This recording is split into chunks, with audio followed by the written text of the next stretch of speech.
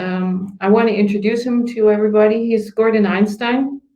He's, I would say, a global speaker and a global traveler. He's a crypto lawyer. He specializes in all the legal corners of our industry. He is world famous for speeches on intellectual property and on licensing and all sorts of other issues within the crypto industry, and he specializes in that. I'm most honored that we can receive him today as one of our guests. Gordon, hi, how are you? I am very good, thank you. I'm thrilled to be with you, and I like this tool you're using. I've been playing around like a nerd, clicking on buttons and stuff, so this is great. I was already sort of thinking you might be doing that. Yeah. Gordon has some really characteristic things. He's sort of a very, how do you say, outspoken person within the legal department of cryptocurrencies and blockchain technology. He's been in the industry for a long time.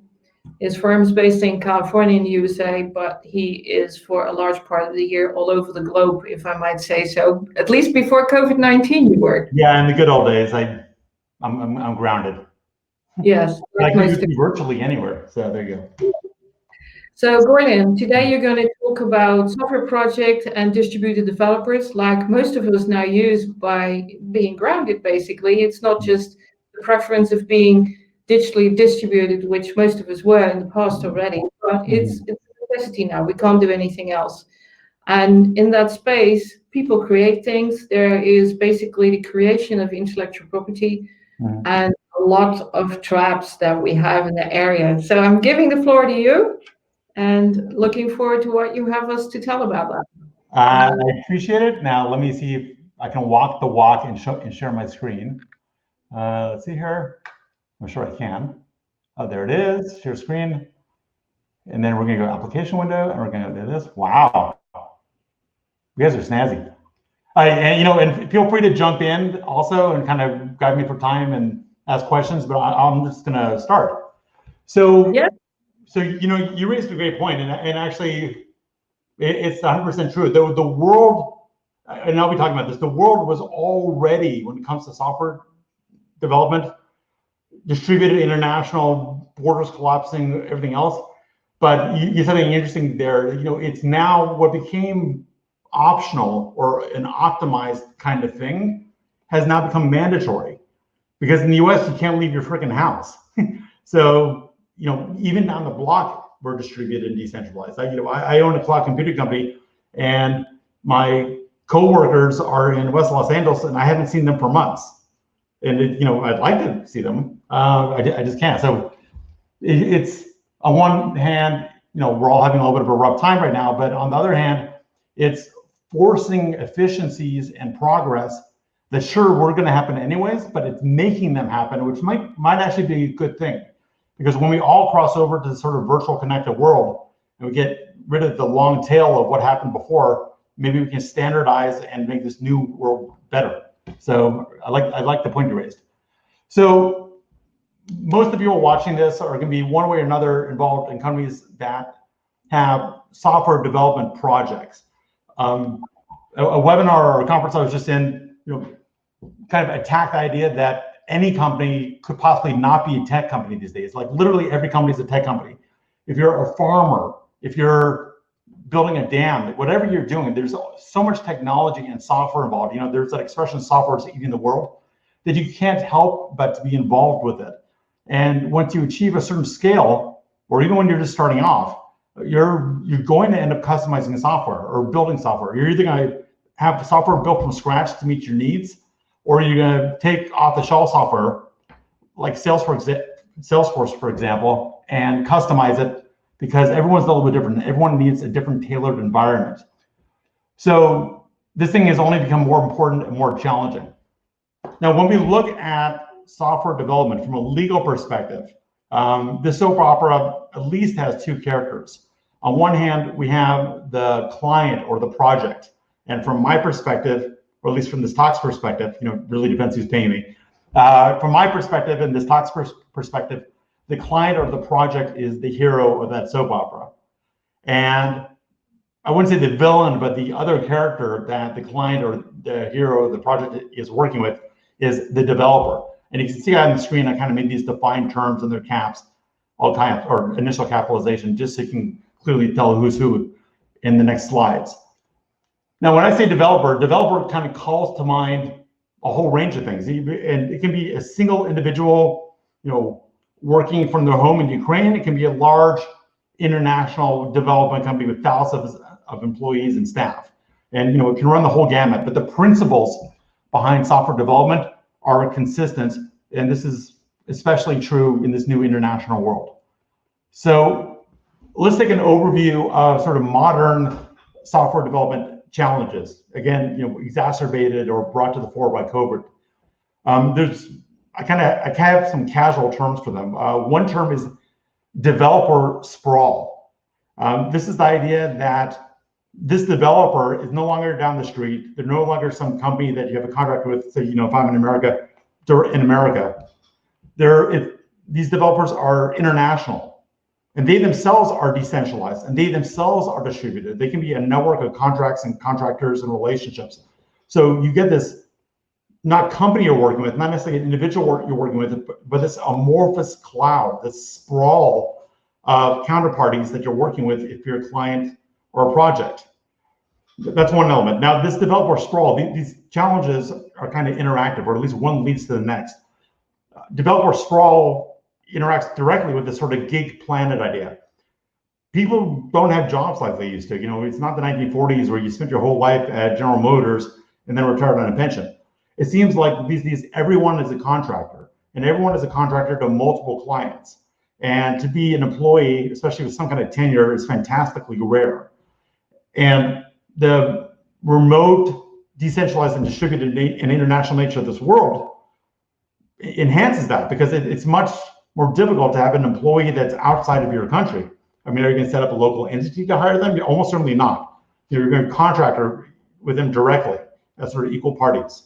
So that's what I call the gig planet phenomenon.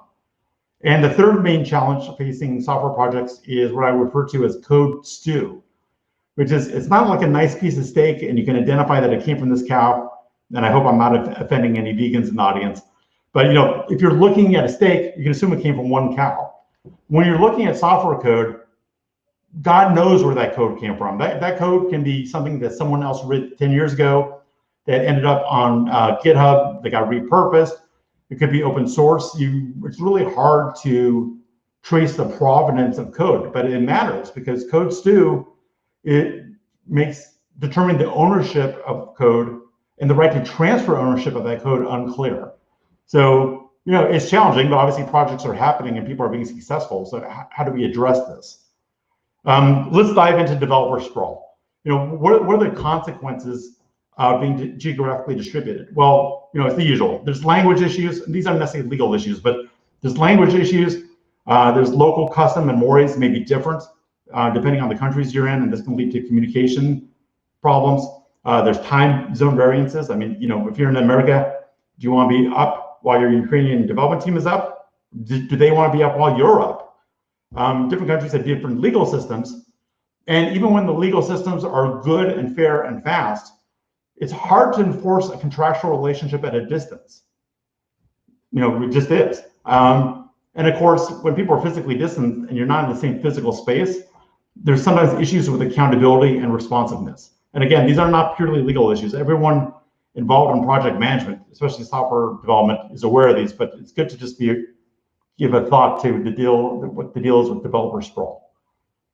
Okay, so how do you address developer sprawl? Well, good legal work and planning can help, but it doesn't solve it. So I'm not promising to solve it, but I can help address it. Likewise, good tools like Jira or GitHub or Agile or Scrum or whatever the modern version of those things can help. The third issue, gig planet, let's dive into that a little bit. Again, it's very rare for developers to be direct employees of the client. In fact, it's very rare or not common for the developers to be direct employees of the developer that's been hired by the client. The developer hired by the client may, in fact, be having their own contractors, and those contractors may have contractors, and it goes on and on and on. So the situation you're in as a client is you rarely know the actual identity of the actual developer doing the developing. It's kind of strange. You know who emailed you or sent you the updates, but you don't necessarily know who did the code. And finally, again, code stew. This has a couple of different facets. The code stew is, number one, people repurpose code that they find online or in books or elsewhere, and they don't necessarily attribute ownership or the source. Code stew is caused by the success of open source software and the utility and vibrancy of open source software.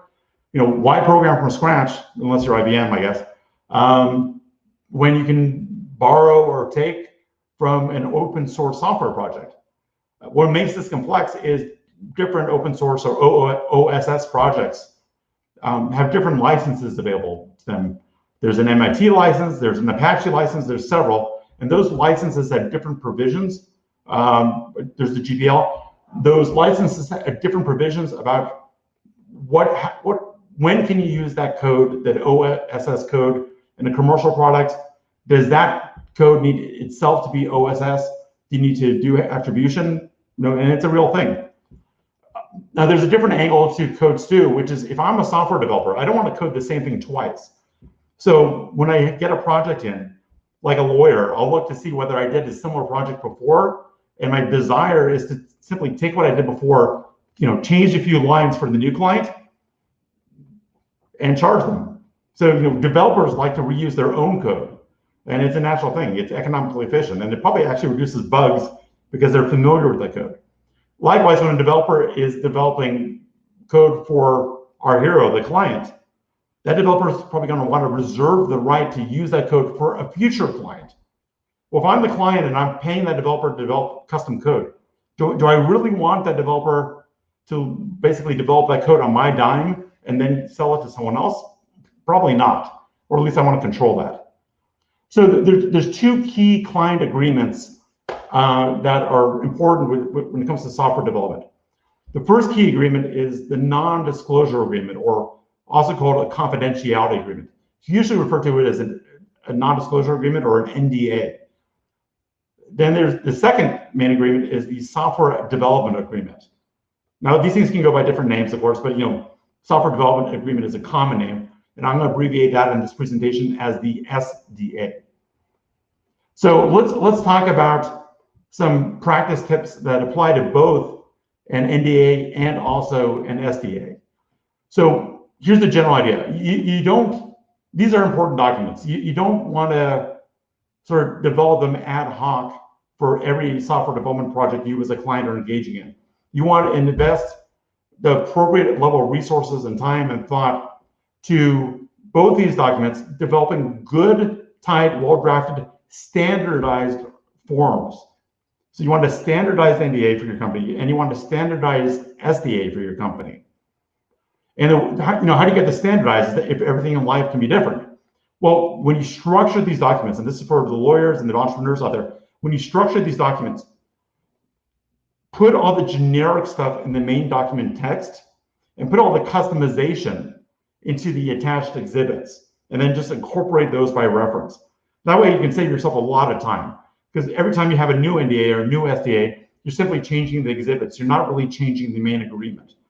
And then a sub-note on that is a good way to reference from the main agreement to the exhibits is to use defined terms in the main agreement. So for example, the very first paragraph says, I'm contracting with XYZ developer.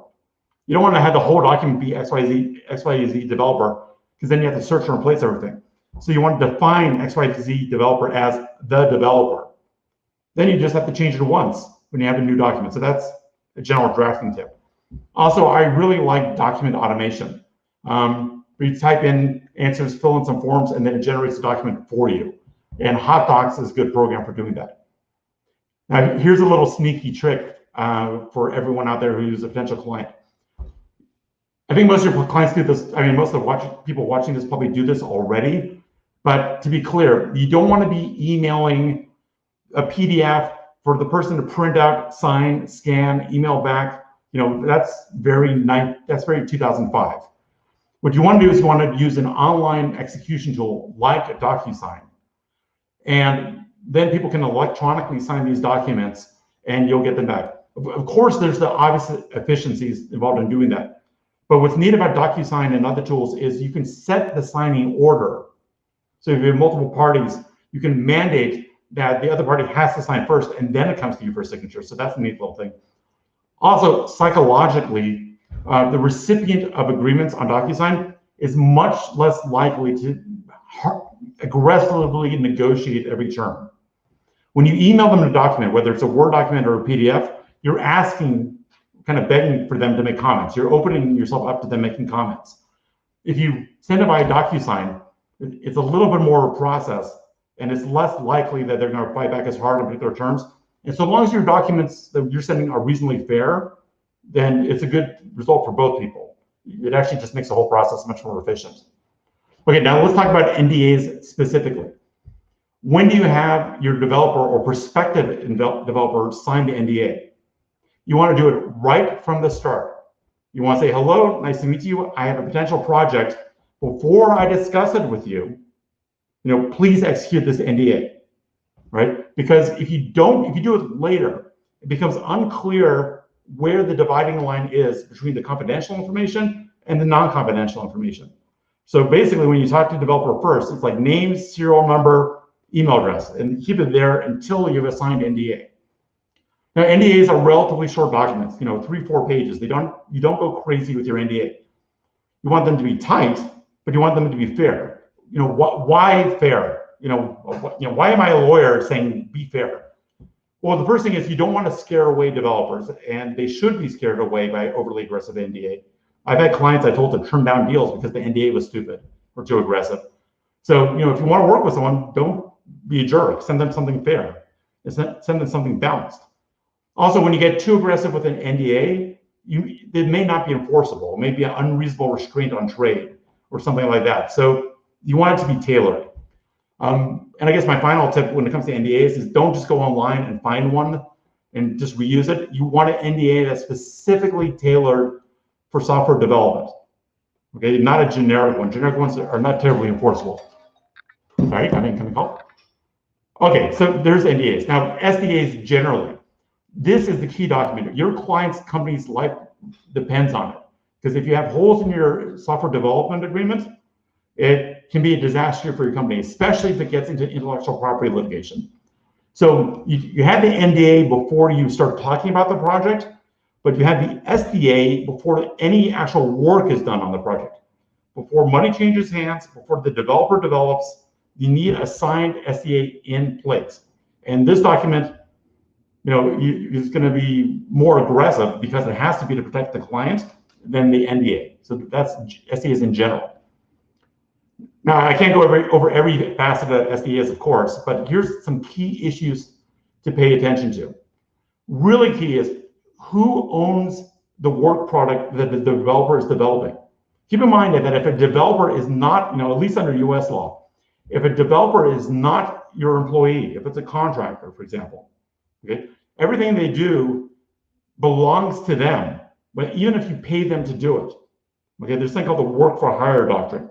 So unless you contract otherwise, the default rule is if you pay a developer to develop something and they give it to you, they're really just giving you a license. They're not giving you ownership. So you need to be real clear about your ownership expectations in your SDA. Who owns the result? Are you the client receiving a license or the actual product? There's that kind of great interesting thing with Microsoft and IBM back when Microsoft was taking off. They did this kind of judo on IBM where they licensed the software or got the ability to license software. And IBM said, oh, we don't care about that. We just care about hardware. Well, look at IBM now and look at Microsoft now. So that's a key issue. Another key issue, fees and expenses. Clearly you want to allocate those. Who's paying for what? Also, the timing of payments and and when do expenses get reimbursed? Do I submit a receipt and then, if I'm the developer, do I submit a receipt, get paid a year later? I mean, how long should it be?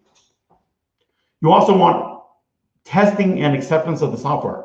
You, the client, shouldn't just take whatever the developer gives you. You should have the right to review it, have it audited, and have a formal acceptance process. And silence should not equal consent. You should proactively test that software and have the right to do it. And this all kind of generally falls under the rubric of you want to allocate risk and liability intentionally and in the document. Now, drilling in on key representations and warranties in the SDA. You want the developer to warrant the quality of the services and the deliverables. It can't be junk. It has to be good code. It has to be best practices. Or if there's a reason not to, you need to talk it through and then document it. They, of course, want to include something that does include viruses or other malicious code. I've never actually seen a software developer include viruses or malicious code intentionally, but sometimes they have rogue employees, and if they do, or they put in a backdoor and it gets exploited later, you want the developer to indemnify the client. In other words, make the client whole in the case there is a virus or malicious code. This last one is extremely key. You must have the developer represent and warrant that the code that they're delivering to the client does not infringe on any third party's rights, especially and including intellectual property rights. That includes open source software, okay? That includes former clients. The developer has to have the legal right to give you, the client, what they say they're giving you. And they have to represent and warrant explicitly that that's the case. So let's talk about, remember I said you want a generic, if you're the client and you're doing a lot of software development, remember you want a generic software development agreement, so you don't have to hire a lawyer every single time and just drive yourself crazy. Most of your customization is going to go into the main exhibit to the SDA, and that's almost always called the statement of work. Call that exhibit A, the statement of work. That's your main customized exhibit. In your statement of work, you want to have detailed milestones of the project, and you want to divide it up, phases, prerequisites, timing, all that other good stuff. Really include the timing. You don't want timing for the end product, you want timing for each milestone. And you want consequences or cures if timing is lost.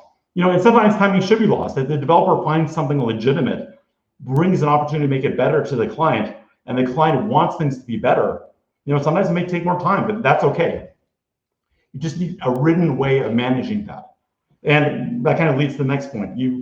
If something goes wrong, all these agreements I see from other lawyers, say, the developer has to do certain things, but doesn't say what happens if the developer fails or neglects to do those things. You need some method of addressing deficiencies.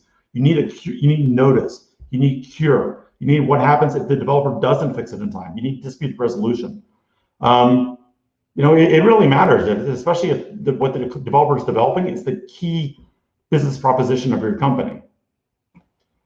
Now, this is a little bit less related to the SDA, but just a generally good idea, and you want to have a provision about this in your SDA. You absolutely want third-party source code escrows. You don't want the developer sort of like shipping you when they feel like it, the most recent version, or sharing a screen with you, but never actually giving you the software. That's a bad idea. Okay, the developer can hold you, the client, hostage by not delivering software, kind of like, someone fixes your house and refuses to put it in the bathroom. The developer can disappear. The developer can become unavailable. They can go bankrupt. They can die. Who knows? So you absolutely want a third-party, company that the developer is going to check software into, that software or that code is available to you, the client, no matter what. It helps for versioning. It helps for tracking progress and seeing if those milestones are being achieved. So you're not just getting words from the developer, but you're actually seeing it. It's good for code auditing because if it's checked in, you can check it against open source software. It's just a very useful tool. So that, of course, is going to be a separate agreement with that third party, but you want to include in your software development agreement that you're going to require a third-party source code escrow, and you want some sort of cost allocation. Maybe the client should pay for it. Maybe the parties should split the fees. I actually think it's more fair for the client to pay for it, but different people have different opinions. But it's just a great tool. And I think I did that in my 15 minutes. So I'm going to open it up for questions and pass the microphone back to you. And I know I spoke fast. I had to get through all this, but I'm happy to share the deck. I'm putting the camera on as well. Hi, that was great. Thank you so much. It also made a perfect connection to one of our other speakers later, which is Sebastian van der Lans, who is representing WordProof, the completely new development within DocuSign. In Europe, in some instances, you have to paragraph, all pages of legal contracts. Mm-hmm. So timestamping each page into a different phase, or content, or articles, or lots of I would say fixing in time that this at this moment was mine, or this at this moment was this version.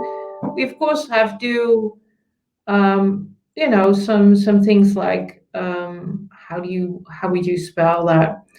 Things that are sort of common knowledge that people say, oh, but I didn't know it was yours or whatever. So you see this product.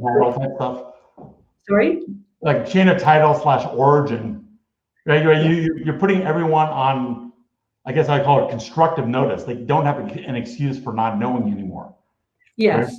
Well, these articles are all at the bottom labeled like, that they are time-stamped on WordProof and that people can prove that they actually did the article in this fashion, because also in cases that things are changed later on and people make it look like you were the one writing it or you were the one doing this, that you can prove, no, it was not me, it was somebody else, because when I did it, it looked like this.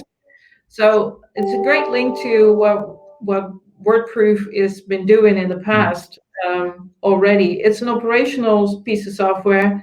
I like it. It's a lot better than DocuSign because I get then a signature page like is very used in America. In Europe, they're not accepted in a lot of cases. It's typical Anglo-Saxon law, because in Germany, you have to do every single page of the whole thing. They won't accept. I'm very interested in the project you're mentioning. What I do with DocuSign is I have the parties initial every page. You can do that. But you're right, it's an option. It's not a mandatory thing.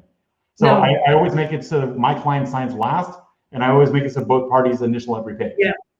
Well, I think you'd be really interested in some of the new possibilities to hash it on the blockchain, and because DocuSign is not a blockchain product in that sense. So it's a combination. I mean, blockchain is in the background with this product, so it's not so much that oh God, let us do it on the blockchain. Blockchain is used because it's incorruptible. You can, timestamping is of course older than just today.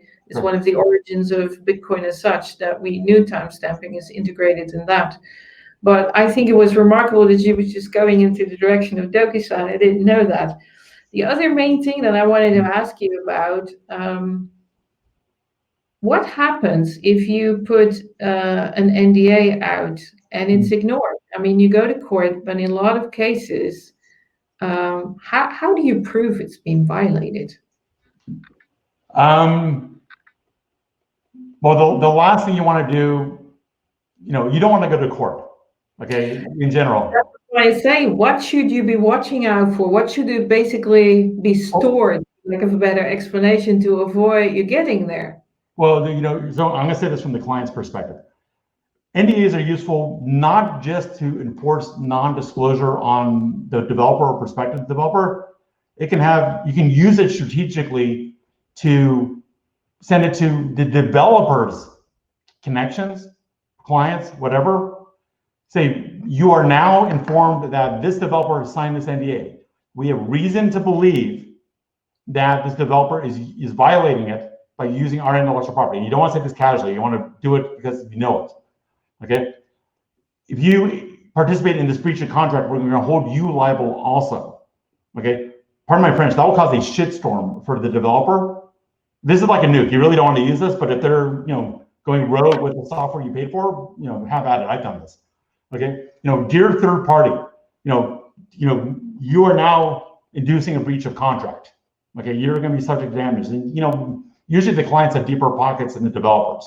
And that's a clutch, that's a sword of Damocles you can hold over their head. And it's appropriate to do it if the developer's really absconded.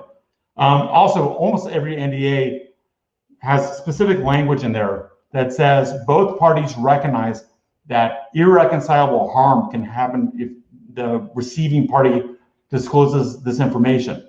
Therefore, the giving party has the right to go get an injunction. In other words, go to court and get an order that directs the disclosing party to no longer disclose or to return the information or something. You don't need to wait for a court case to play out. So you file for what's called a preliminary injunction. The example that you mentioned of Microsoft and IBM is a classic in our industry. I was being pointed out to another classic. I know this will appeal to you, but it's the Rolls-Royce case. Do you know that one? I do not. Tell me. Okay, Rolls-Royce was belly up a couple of years back, and then Volkswagen bought everything, but they forgot to buy the name of Rolls-Royce, and BMW bought it after they collected all the money from Volkswagen. So the whole new operation of Rolls-Royce is a BMW thing, and most people know that. What most people don't know is that prior to that, Volkswagen bought the whole shop, and they basically didn't get the brand. I call that sneaky lawyer tricks. It's just, I was looking at that case on a BBC documentary, and I was like amazed at how such enormous law firms can still, basically not aware of what was going on. They just didn't buy the brand. It happens all the time. All the time. I'm a big fan, that's why I put it in the presentation. I'm a big fan of checklists. And people, when you work with the same document, you get blind to it after a while. It's hard, especially if your life is working with documents like my exciting life is. But checklists are good. And here's a little tip for document drafters out there. 2 tips. Have a checklist that randomizes the order. You can do this in Excel. Okay, that's what keeps it fresh in your mind. That way you won't skim to the part you know. You randomize the order. You're like, oh yeah, ooh. And then tip number 2 for document drafters is when you're reviewing a document, read from the bottom up. Okay, your brain will not then get a narrative flow because it's disjointed, and it will keep you focused. But you're right. It's just intellectual property bite so many ventures in the butt. Pardon my French. Including maybe especially the big ones. Especially the big. Some of the other tricks that you said, standardization, I'm a big fan of that. The more you standardize, the less accidents can happen within the company of good willing but unaware employees who just made a deal and is just not aware what they're doing. So the more standardization you have in terms and conditions in your contracting, the less likely that these things go wrong. So I fully acknowledge what you just said in there. One of the other things, let me play off your point just there. Of course, not one size fits all, but that doesn't mean you have to do a fresh customization. What I do with hot docs, automation, it works well with standardization, because suppose you get to paragraph 10 and there's really paragraph 10 has 3 common situations. Okay, with hot docs, for example, when you're going through the document, it will actually pop up a window saying, okay, choose one of these 3 clauses. So it kind of forces your brain to think about it, rather than having, write a document, hey, be careful here, you may have to customize. It's actually the system that we used to have before everybody had a personal computer, because you had these checklists and you could do the tick box that you want the secretarial services to work out in the contract. Remember those days? I can remember. I remember those days. You and I, peers, yes. Yeah, I know that. That's exactly the same system, but then automated, so you can have no typos anymore in the text. It's much better. Yeah. I want to thank you a lot for your contribution. Hope to see you soon back on any of our interviews at cloud conferences to talk about the legal aspects. It's becoming, in my view, increasingly important in today's cryptocurrency and blockchain world, with basically the regulatory systems trying to catch us in situations that are already fitting to our new developments and our new industry. Right. My general feeling about this, but that's a topic for next time, is that we should more go into a conceptual idea of what the appropriate meaning of our laws should be. And that great ties in with what Eric, you said. That's an appeal to being responsible and having ethical principles and not trying to sort of skip around the intentions that were originally made with the law. That would be a great thing to go about next time. I want to thank you a lot for attending, Gordon. I know you're extremely busy, so thank you so much for attending this conference. I really appreciate it. And, hope to see you soon in some possibility to make, ends meet at a summit or a conference somewhere worldwide. I'm trying to make my way to you. That's my goal. Thank you for having me on. I really appreciate it. And it's good to see you. Okay. See you soon, Gordon. Thank you so much.